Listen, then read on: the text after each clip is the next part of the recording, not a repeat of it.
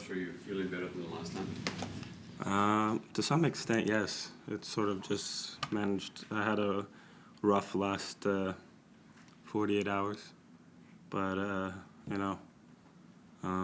got my energy up today much more. It's just sort of, I can sometimes get winded a little bit quicker, but that's improving.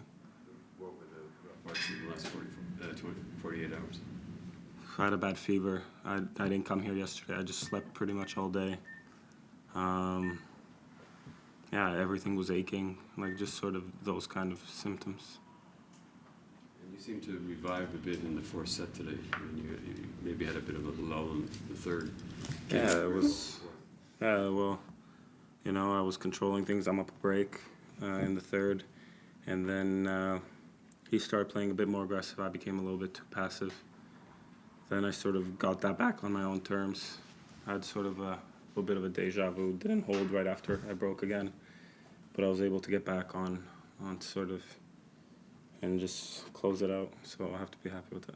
Milos, I'm trying to remember last time I saw a match where you went almost exclusively to the slice, except for maybe a couple of little periods. I mean, you'd be the ultimate authority on that. Was that a specific plan, and can you remember ever doing it to that extent before?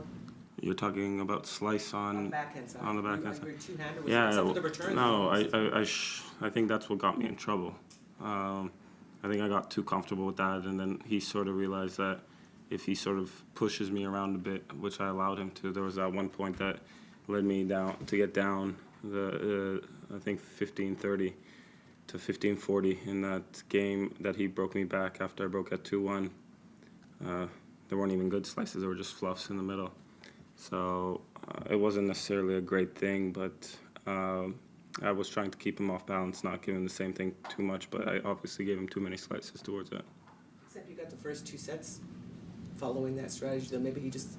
Yeah, but I got the first two sets in a break ahead following that strategy, but what he did is then he started being a bit more aggressive and sort of pushing me back, and it was working in the first two sets because I was hitting a few slices, and then I'd get around to a forehand. Eventually, I was getting stuck to too many slices. Did you have a lull? I mean, was there any time it hit you that you were running out of gas a little bit, or?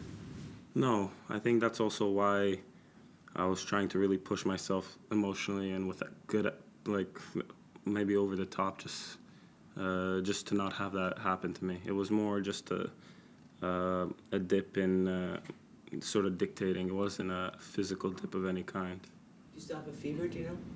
I'm managing it, so I'm sure I'll probably get something after today's match, but I've been managing it to try to avoid having it.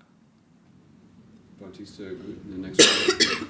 Yeah, it's going to be a little bit similar to today. Obviously, they both hit pretty flat, but Bautista tries to take over more with the forehand, but also,